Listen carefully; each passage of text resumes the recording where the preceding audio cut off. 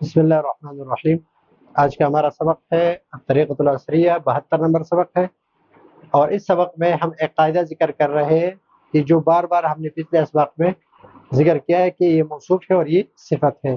اگر موصوف مذکر ہو تو صفت بھی مذکر، موصوف مؤنث ہو تو صفت بھی مؤنث۔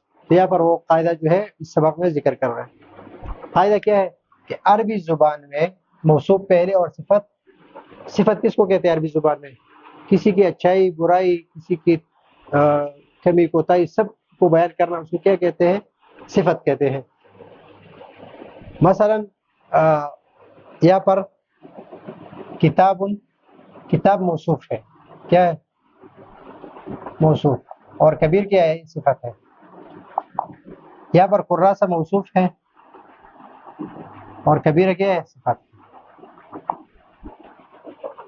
تو عربی میں کیا ہوتا ہے کہ موصوف پہلے اور صفت بعد میں آتی ہے، یا بھی موصوف پہلے اور صفت بعد میں ہے۔ لیکن اردو میں جب ہم اس کا ترجمہ کریں گے، یہ یہاں پر اگر چیز ذکر نہیں ہے لیکن میں آپ کو بتا رہا ہوں تاکہ آپ کو سمجھ آ جائے۔ اس کا جب ہم ترجمہ کریں گے تو ہم کہیں گے بڑی کتاب، بڑی کتاب۔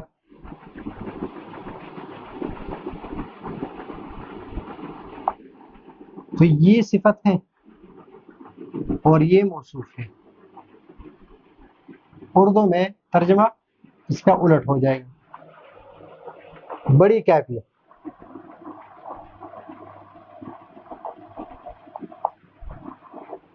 ابھی دیکھ لیں کراسۃ کبیرہ، بڑی کافی۔ تو اردو میں جب ہم ترجمہ کریں گے تو کبیرہ کا ترجمہ پہلے کریں گے اور کافی کا ترجمہ بعد میں کریں گے۔ کبیر کا ترجمہ پہلے کریں گے اور کتاب کا ترجمہ بعد میں کریں گے۔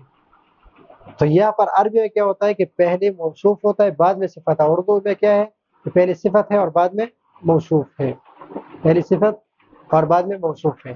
اب یہاں پر ایک بات اور ہے کہ اگر یہ موصوف یہ مذکر ہو تو یہ صفت بھی مذکر ہوگی۔ اگر یہ کراسہ مثلا یہ مؤنث ہے، اس کی صفت یہ بھی مؤنث ہے، کبیرہ، کتاب کبیر، کراسۃ کبیرہ۔ مثلا سوق جو ہے، سوق یہ مؤنث ہے تو سوق کبیرہ۔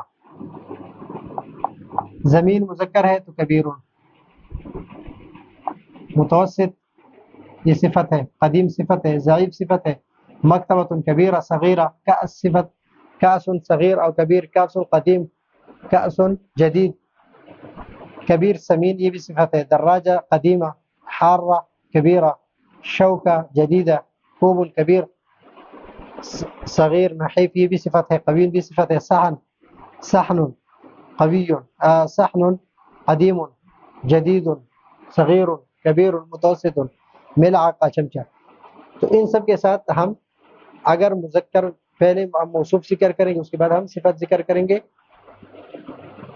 پچھلے اسباق ہم تفصیل کے ساتھ اس کو ذکر کر چکے ہیں۔ اب یہاں پر الفاظ اور اس کے معانی ہیں۔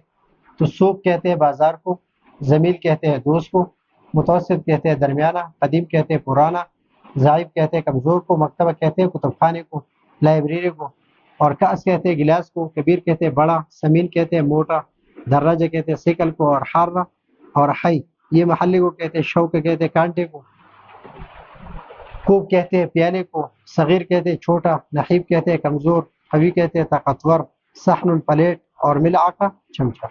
تو یہ ہے قاعدہ اور یہ ہے الفاظ کے معانی۔ تو یہ ہے آج کا ہمارا سبق۔ اگلے سبق کے لیے اجازت چاہتے ہیں۔ اللہ حافظ۔